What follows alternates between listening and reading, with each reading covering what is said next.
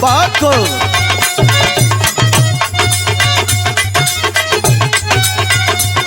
अरे जियो, क्या कहना है?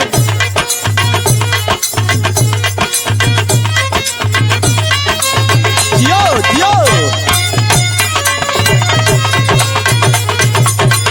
वाह।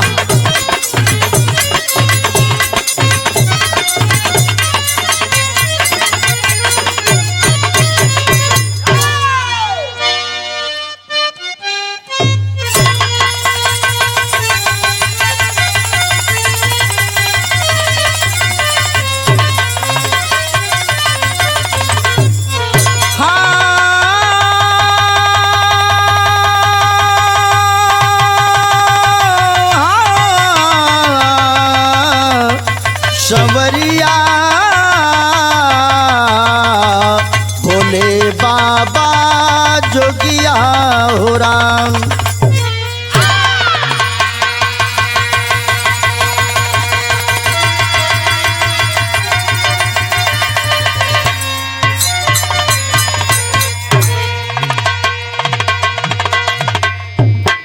अच्छे भैया, हम लोकगीत विराह कलाकार डॉक्टर उमेश यदुवंशी माँ जानकी स्टूडियो सूरजपुर मऊ से अपने छोटे भाई सूरज बाबू की देखरेख में एक ऐतिहासिक कांड भेजने चल रहे हैं और आशा करेंगे श्रोता सज्जनों से कि इस विराह को सुनेंगे और डॉक्टर उमेश यदुवंशी को अपना प्यार दुलार देकर के उत्साह बढ़ाएंगे।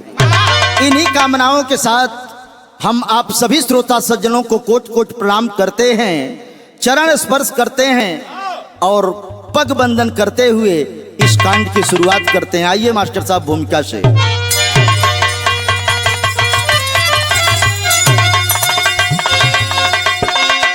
बसी जब हसीनों की तस्वीर उर में,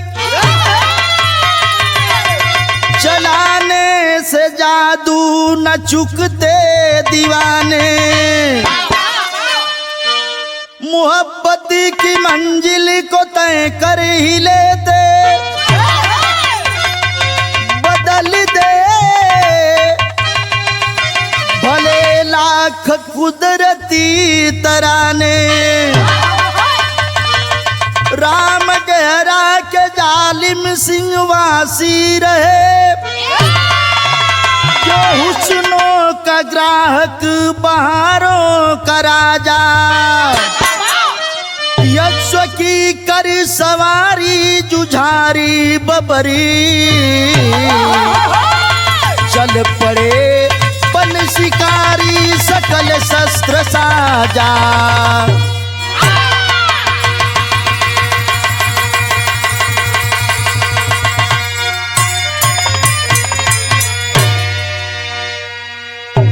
अरे बाबू, राम डेहरा के रहे वाला बाबू जालिम सिंह के चर्चा रल की जवन नौजवान खूबसूरत लड़की देखे हो ऊपर दीवाना हो जाओ के आपन बनाए लें।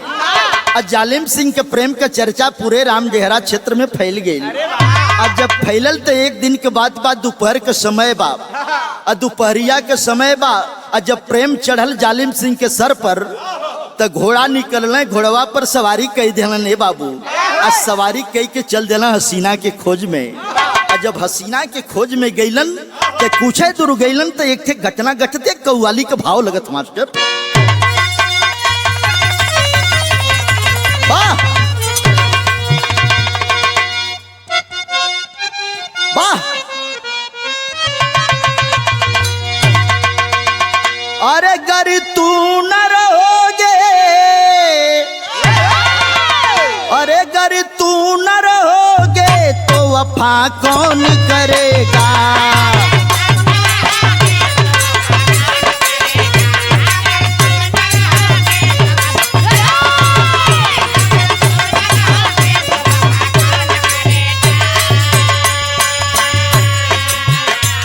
लेकिन बिरहा में कवि जी भाव कितना सुंदर लिखता हूं मास्टर साहब कि भौरे की लोली, अरे भौरा की लोल करते हैं फूलों की डाल पर,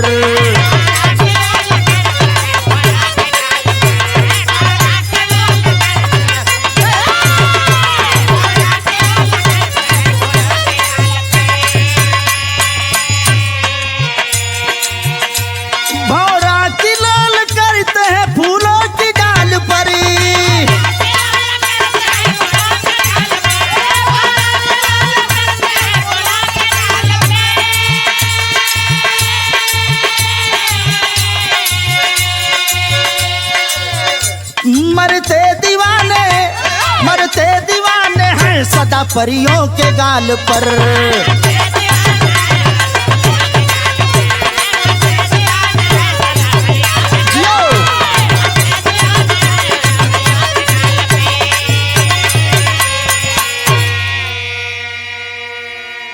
छायावाद में कवि जी ने कव्वाली का भाव लिखा है, लेकिन नजम में कितना सुंदर भाव प्रेमी प्रेमिका बदे हमारे मुसाफिर कवि जी लिखत हो मास्टर साहब।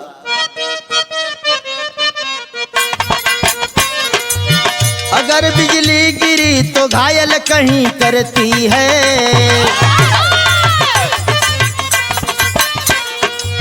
दीवाने मरते मोहब्बत कभी न मरती है।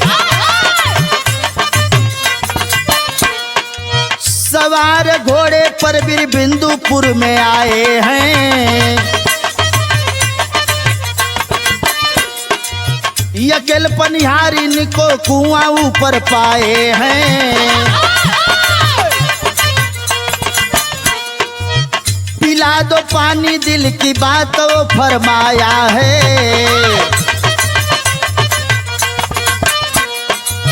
अजनबी प्यार भरी बातों में उलझाया है। कहाँ शादी कर लो मैं हुस्न का दीवाना हूँ, अरे कहाँ शादी कर लो मैं हुस्न का दीवाना हूँ, अरे नहीं कर दो कत्ल मैं पागल एक परवाना हूँ।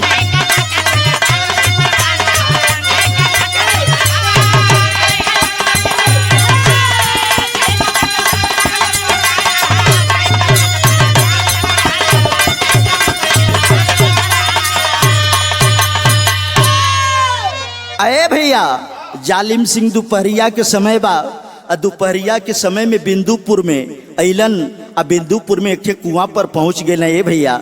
जब पहुंच अंदर इतना सुघर लड़की देखलन, लड़किया के देख के जालिम सिंह के नगहिया जैसे ही पड़ल, जालिम सिंह के मनवा में 61-62 होके लगल। जाय के कलन सुनो कि मैं भी प्यासा हूँ। कहती है लड़की कि प्यासे हैं तो मैं पानी पिला देती हूँ, लेकिन कहें कि मुझे प्यास वो प्यास नहीं लगी है, मैं तेरे हुस्न का पुजारी हूँ, मैं तुम्हारे जिस्म का प्यासा हूँ, तुम अपने जिस्म की पानी पिला दो और मेरी प्यास बुझ जाएगी। यह बतिया जालिम सिंह प्रस्ताव रखलन हो, तब तक होत का मास्टर साहब गीत लगत है।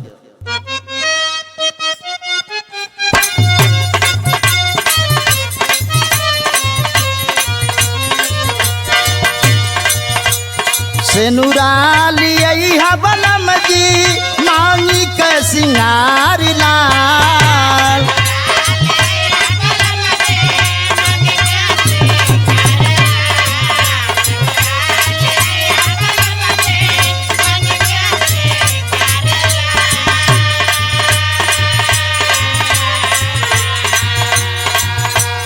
सेनुराली अइहा बलम जी मांगी के सिंगार लाल, विदियाली अइहा बलमुआ, विदियाली अइहा बलमुआ, चमके लीलार लाल। विदिया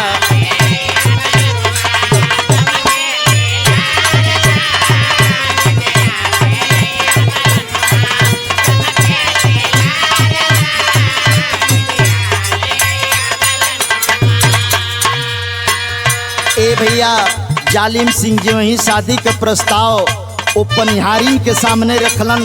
पनिहारिन जवाब कैसे देती हो? सुनला भंवरवाया पनी,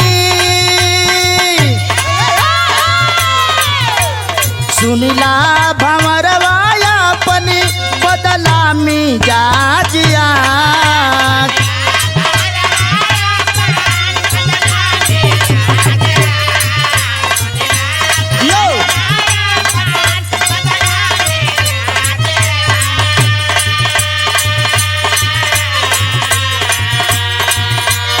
सुनिला भंवरवाया पनी, बदला मिजाजिया। पर्दा से बाहर जीन, पर्दा से बाहर जीन, कारा मरला दिया।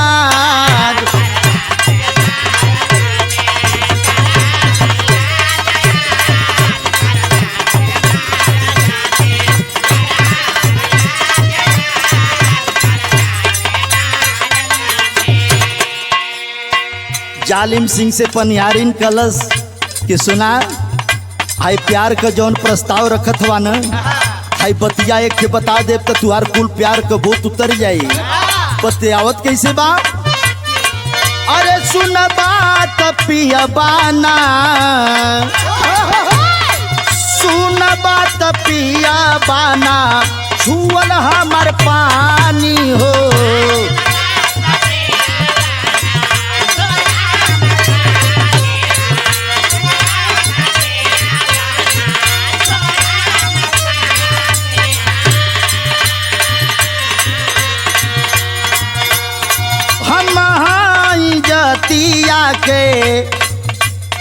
हम हाई जतिया के जमीन सुना बानी हो।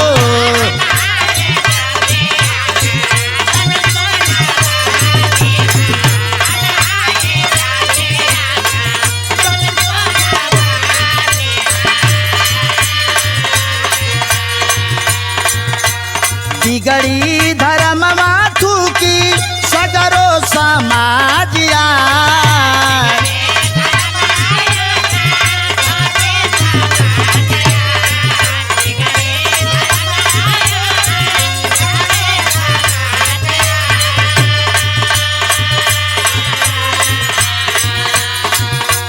बिगड़ी धर्म माथू की सगरो समाजिया। पर्दा से बाहर जीना कारा हमर लाजिया। पर्दा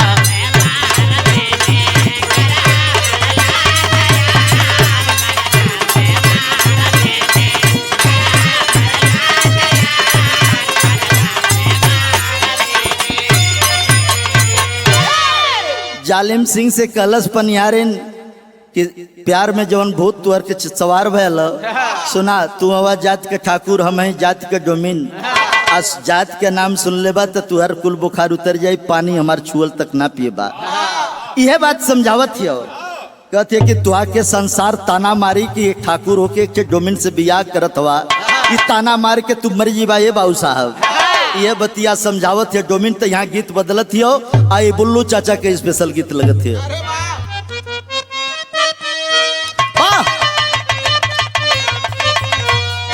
अरे मोरे पिछुआरवा जमीरिया के गछिया, अरे जमीरिया के गछिया अताही ऊपर कागा बोले बोलिया रे दैया।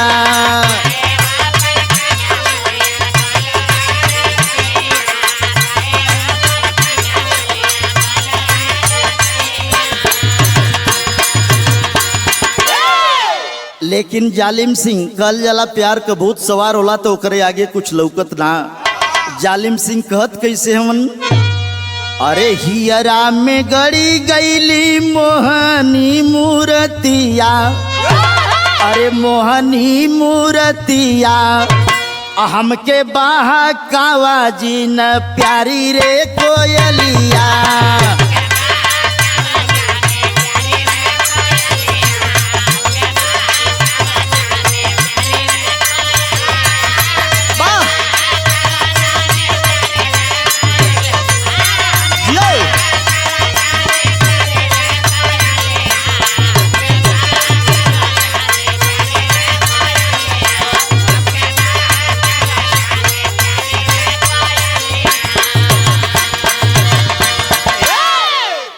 कहता है जालिम सिंह कि मैं प्रेम का पुजारी हूँ, मुझे इन सब छोटी मोटी बातों में मत फंसाओ।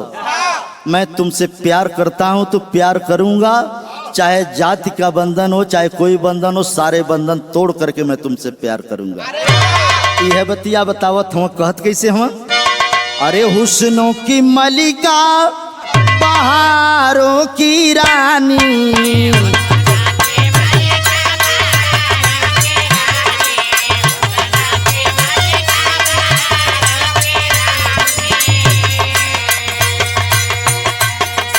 मैं तेरा आशिक गजब की जवानी।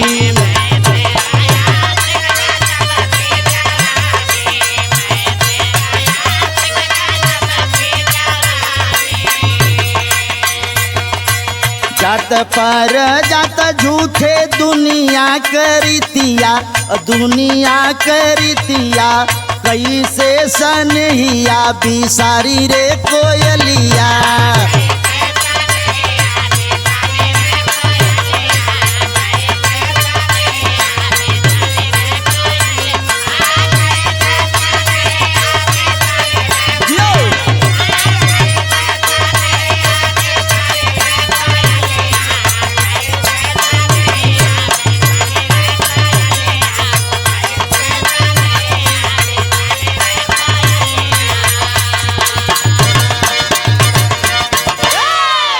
ए बाबू जालिम सिंह अंततः क्या करते हैं, कहते हैं कि जाति पाति का जौन बंधन बाई धरती के लोगन को बनावल हो, ऐसे कोनो मतलब ना, हम तो से प्यार करत हई आ तो के प्यार दे बा तू हमके प्यार दा।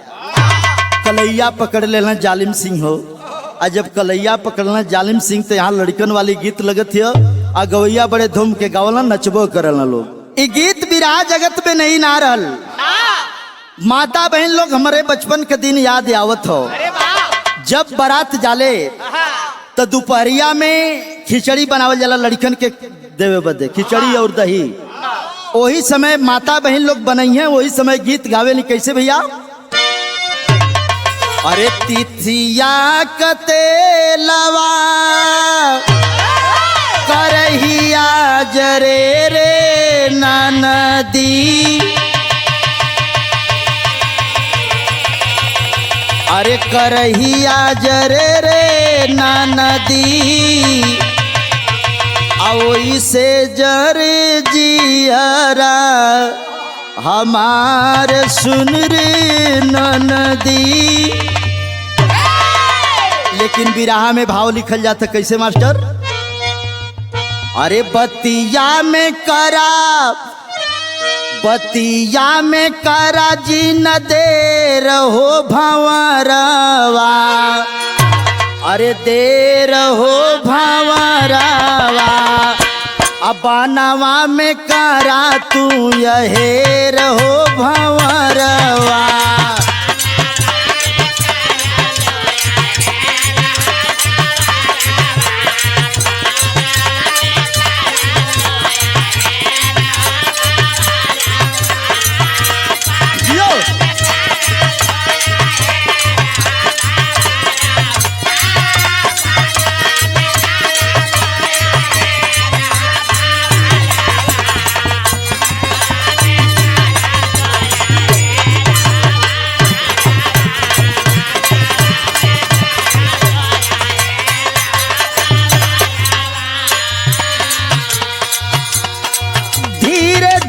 साट देखा कैलस बिजुलिया,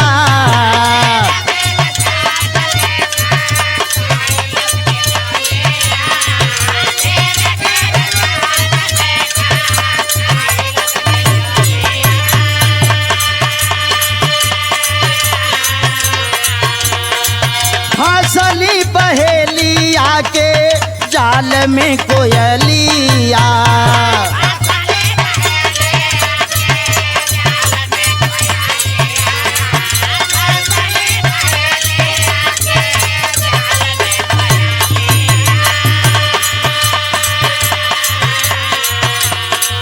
खाई के चुम्मा लिया लस दिलेर हो भंवरवा, दिलेर हो भंवरवा, पानावा में करा तू अहेर हो भंवरवा।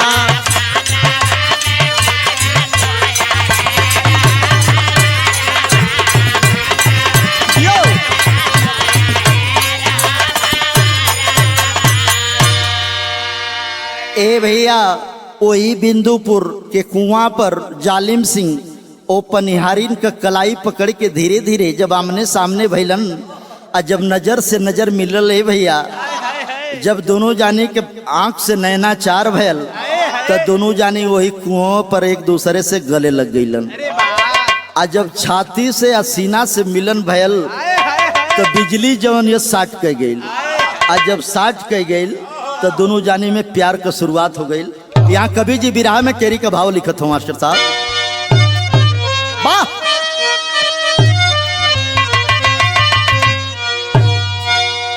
अरे राम दीवाना दिल की चोरी कर लिया, अरे राम दीवाना दिल की चोरी कर लिया, अबेधे मदन बदन में तोरे तान चकोरी, अरे चकोरी अरे चकोरी, बेधे मदन बदन में तोरे तान चकोरी, दीवाना दिल की चोरी कर लिया। अरे बाबू जब काम का वासना सवार भइल त दोनों जानी वही कुआं के बगल में जंगल बा, वही जो दोनों जानी के प्रेम के शुरुआत भइल। और जब प्रेम के शुरुआत भइल तो यहाँ बिरहा में विदेशिया का भाव लगत मास्टर साहब।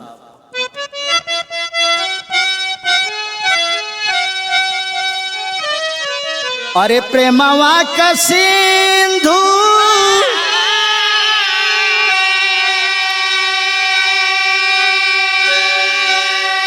अरे उमड़ी गई कुआना परी,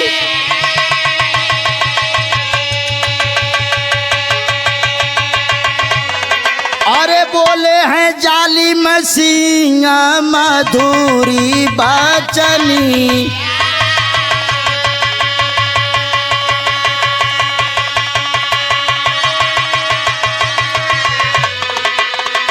लाल लाल उठावा से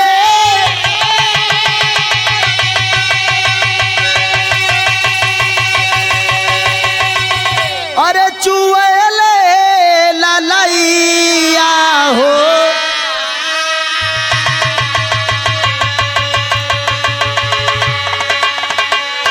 अरे कहाँ तुहर डेरा नाम हुए का बाबूनी,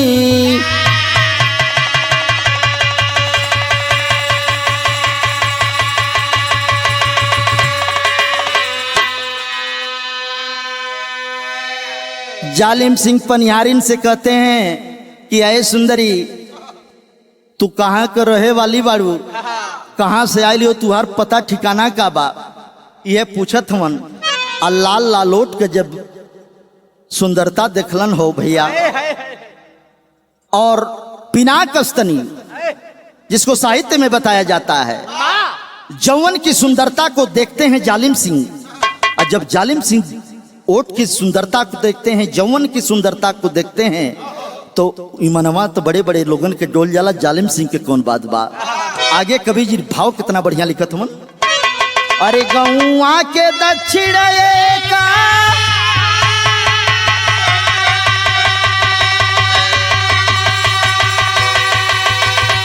अरे घना बा सवारिया हो,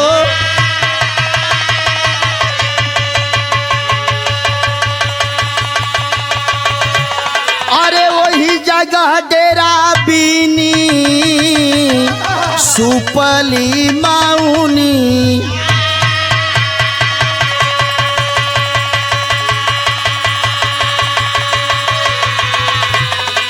अरे नाम हमारा मूंगा सुना,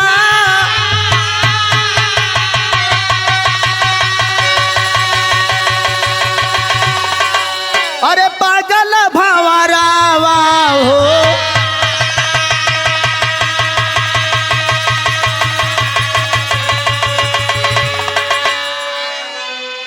अरे देर भोइल जोहत हुई है भाई और बहिनी,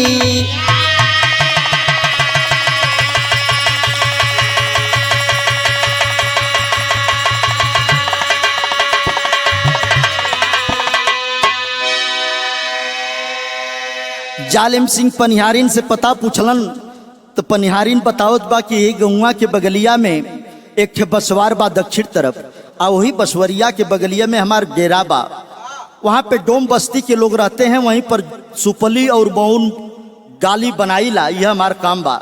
यह बात बतावत है, कहती कि नमवा तुहार का बा, सुंदरता तो तुहार इतना बा कि हम दीवाना हो गए, नमवा बताए दा। कहना कि हमारा मूंगा नाम है, मूंगा नाम बताती है। जालिम सिंह जो है उसके प्यार में दीवाने हो जाते हैं। यहाँ जब गईल हो प्यार केहू के केहू से जब हो जला तो ओकर सूरत दिल दिमाग पर नाचे लगे ले। जब डेरवा पर गईल पनिहारिन तो जब प्यार के भूत सवार भल तो ओकर चाल ढाल एकदम बदल गई। और जब चलिया बदलल तो ओकर भौजैया देख के ओसे सवाल करत है, सवाल करत है। यहाँ गीत छोड़ा बिरहा के भाव पर आ जा मास्टर साहब।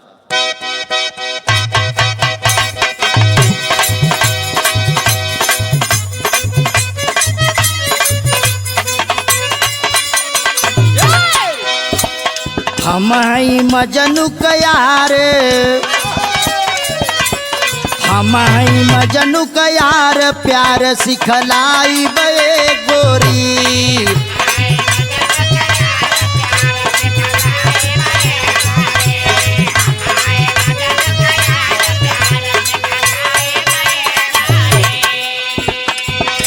जब चाल ढाल बदलल तब भौजाई पूछत कैसे हो? पूछे भौजाई अंदाज राज कुछ छिपल बाटे।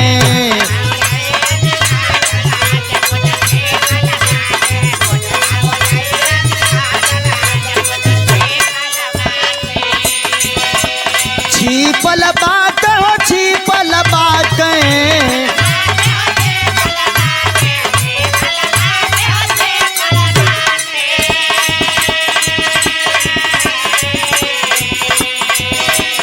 कहाँ लूटा दियलू लाज राज कुछ छिपल बाटे।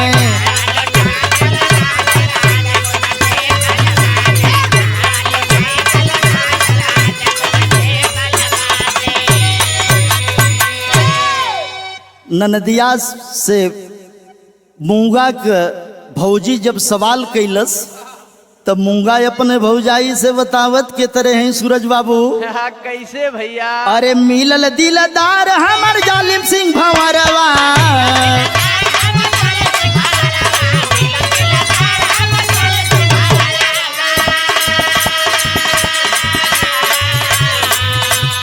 दुलही बनई है हमके करी है दुलरवा।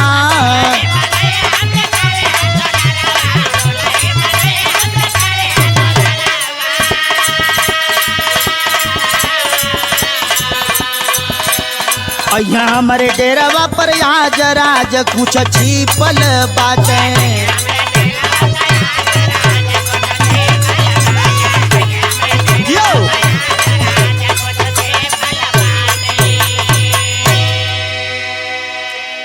यह बात बतावत है मूंगा अपने भौजाई से कि आज जालिम सिंह आज हमारे डेरा पर हमारे हुस्न के दीवाना हूँ और उन्हीं से हम प्यार करीला और हमसे शादी करे खातिर तैयार हूँ। भौजाई जब बात सुनलस तब यहाँ बिरहा में बिरहा के गवैयन के करेजा बिगाड़े वाली गीत लगत है। चला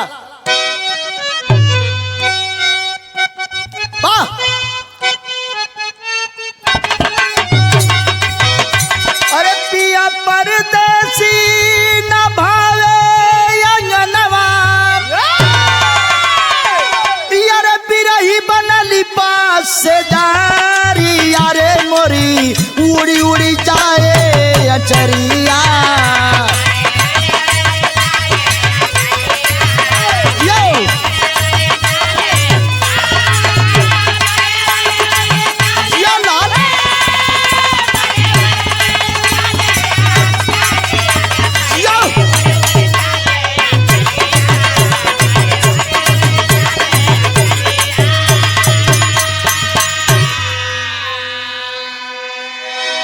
इत बात बा गीत के, लेकिन भौजाई अपने ननद के समझावत के तरह हो। कितना बढ़िया भाव लिखल जात हो मास्टर साहब। अरे मर्दन की जाति परी विश्वास जनी करी हम।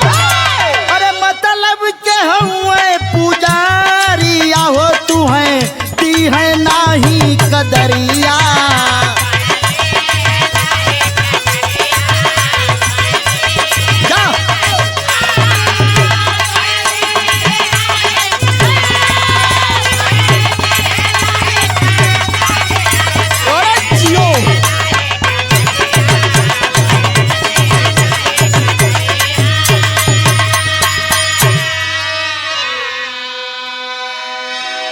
भौजाई कलश की मर्दन के जाति पर इतना विश्वास करते हो कि तोसे शादी करिए तोसे प्यार करिए ये दिमाग से निकाल दा।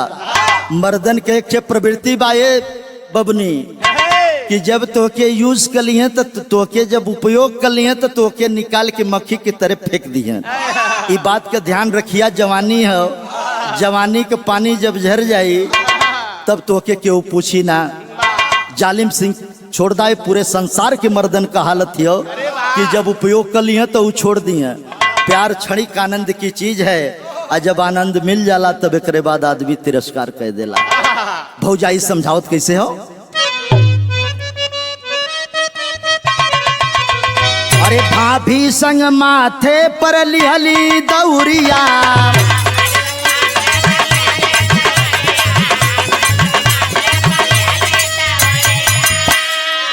अरे ननद भौजाई अइली हाजीपुर शहरिया।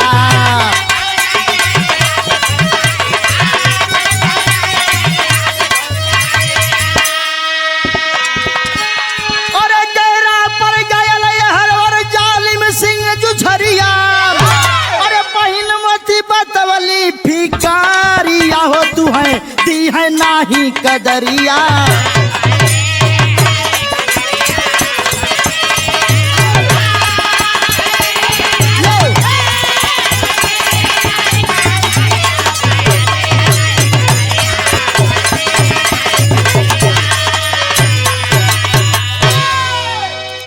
ननद भौजाई दोनों सर पर दौरी मौनी रखलिन। आ के ये हाजीपुर बिहार में बाजारी में जाके दोनों लगाए दे दुकान हो। और जब दुकान लगौलिन तब यहाँ पहपट में कभी जिभाव लिखत हूँ मास्टर साहब।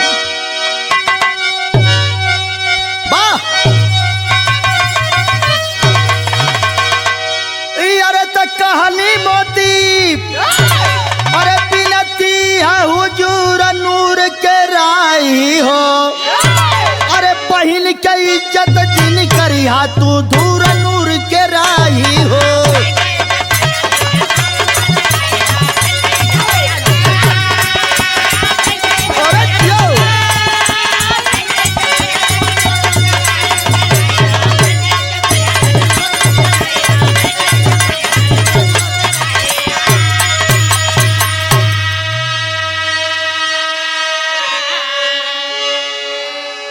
एवर जब जालिम सिंह के पता लगल कि मूंगा और मोती हाजीपुर में मौनी दौरी के दुकान लगोले हैं, घोड़ा पर सवार हो के यार चल देना बिंदुपुर से हाजीपुर में। हाजीपुर में गैलन तो होत का मास्टर था, अरे तुरंत सवार घोड़ा पर हो करे, अरे पहुंचल हुस्न पुजारी हो। कैल बेवफाई कैसे तुहके हम बिसारी हो, अरे भौजाई तब बोली हट जा दूर नूर के राही हो। अब चढ़ल इश्क के झूठे तो हैं सुरूर नूर के राही हो।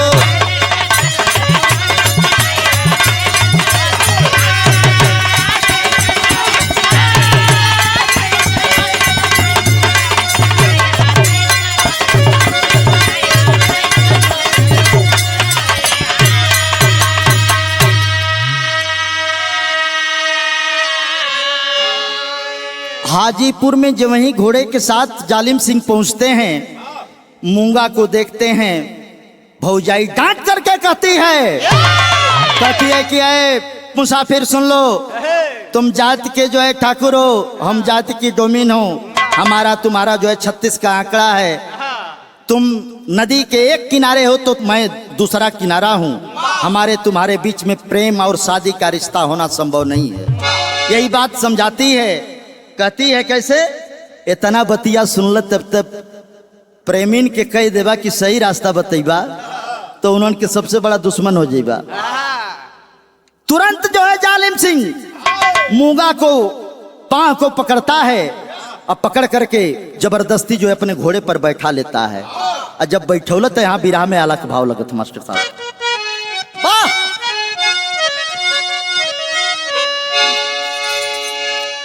अरे पाई के शिकारी व्याधा, अरे झूम बनावा में, अरे वैसे झूमे जालिम सिंह होई के विभोरी।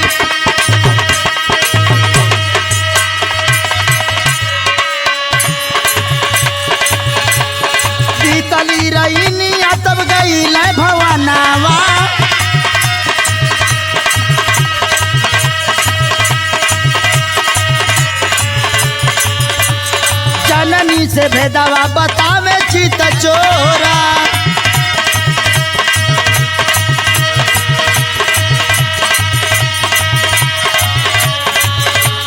हर्षित मतरिया जब देखली बहुरिया,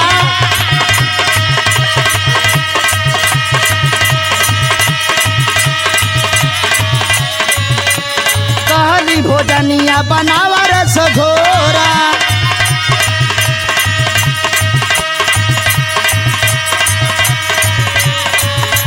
सहले सहाला नहीं कोई खा के धुआवा,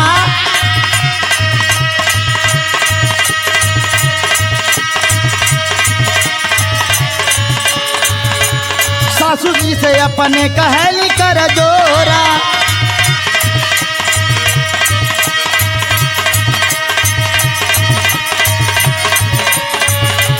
हमरे नई हरावा में बांस के छोलनिया,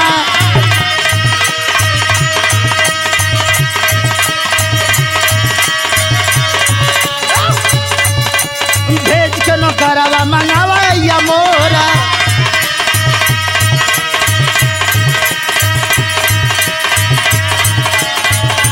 धड़कल बछतिया हो माई बुढ़िया के,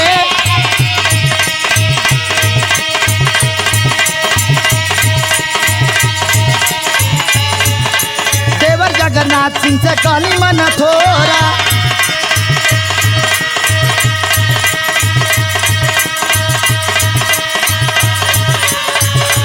सोनपुर में सोना देवन हवी दुल्हनिया,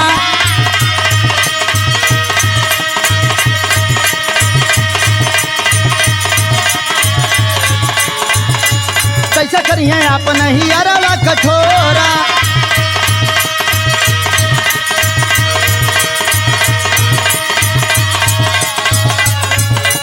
जालिम सिंह के थानावा में हुए वो करवले,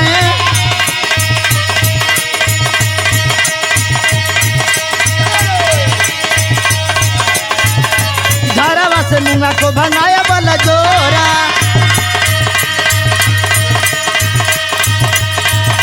यारे हमारे थानावा से यारे फरार जालिम भइले, अरहिया में मिली गई करे जवा कपूर बोला।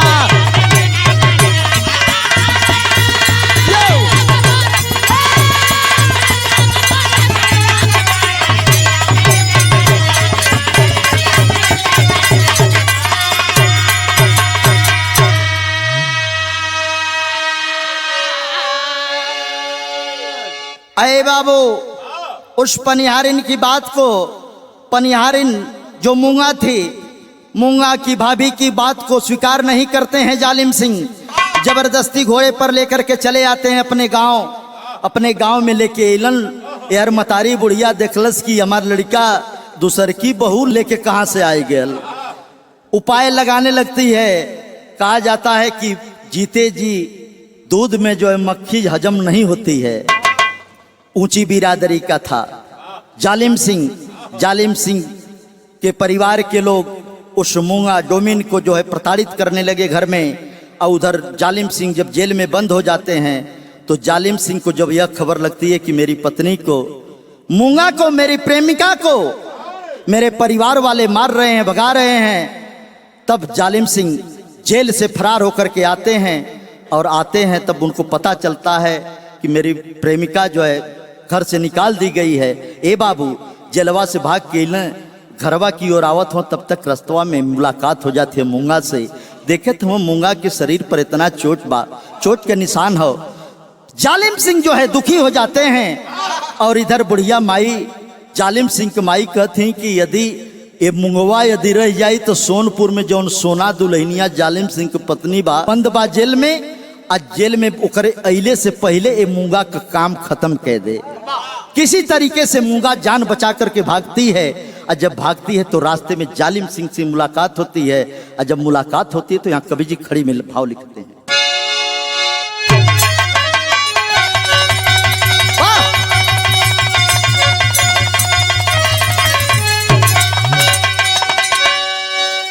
अरे तदुलही पवली खबरी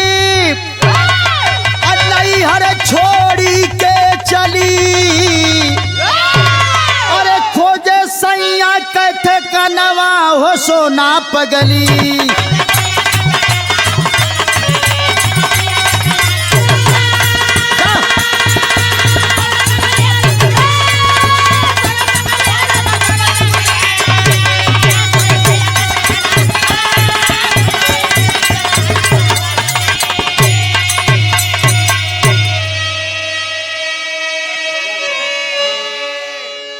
एहर जालिम सिंह के खोजत खोजत सोनपुर से सोना सिंह जब चलनी तो यहाँ जालिम सिंह से एक बात कहते कैसे, अरे रोवेला सिंदूर रहल तोहरा से नाता, अरे केवन कभी हमारा में पवला विधाता।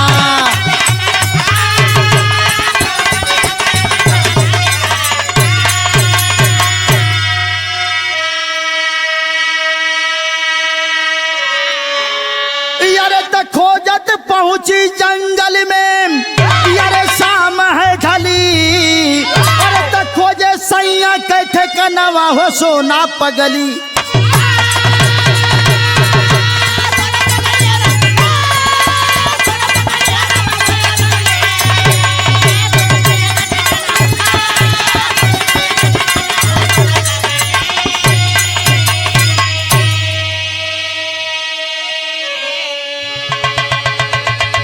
इधर रोते बिलखते सोना सिंह पहुंचती है, बताएंगे अभी आपको पहुंचती कहाँ है।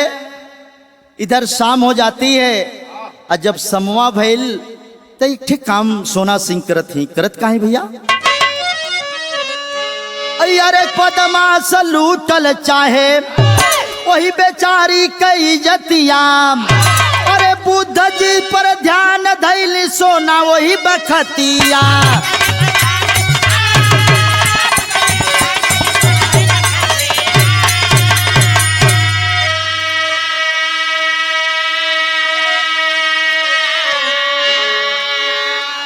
साधु वेश में प्रगट भइले बुद्ध निर्छली, आ खोजे सैया के ठेकनवा हो सोना। शाम हो जाती है, शाम का समय है, कोई सहारा नहीं। उसी रास्ते से बदमाश डाकू जाते हैं, सोचते हैं कि सोना की इज्जत को लूट ले, लेकिन वो भगवान बुद्ध की जो है पुजारन थी सोना, भगवान बुद्ध पर ध्यान लगाती है। भगवान साधु के वेश में प्रकट होते हैं, सोना की आबरू को बचाते हैं, सोना की आबरू को बचाते हैं। तब अंतिम लाइन में लिखा जा रहा है मास्टर साहब, अरे रक्षा कैले बुद्ध जनलैन या सगरो करानवा, अरे भटनी में देखवला जालिम सिंह के ठेकानवा।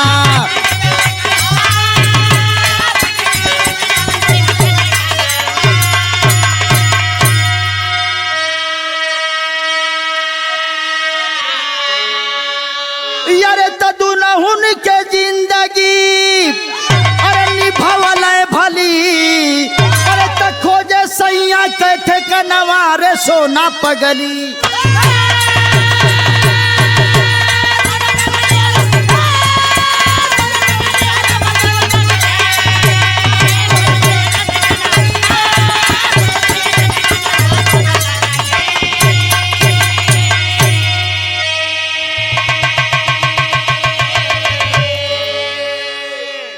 सोना की भक्ति से प्रसन्न होकर के बुद्ध भगवान आशीर्वाद देते हैं, कहते हैं कि जाओ तुमको ऐसा वरदान दूंगा कि तुमको जन्मों जन्मांतर तक लोग याद करेंगे या पीढ़ियां याद करेंगी।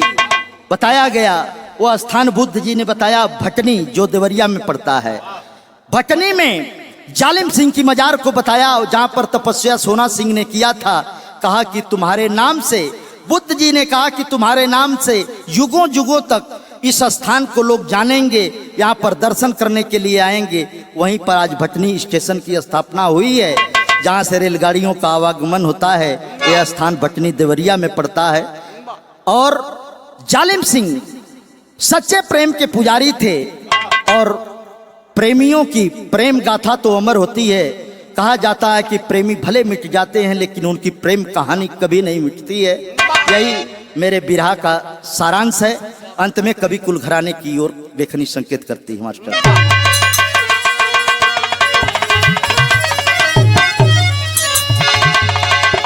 गुरु गणेश गुरु रामलाल जी बिरहा के बैरागी, चंद्रिका के सो कभी मुसाफिरी, कभी तारस के बागी हो।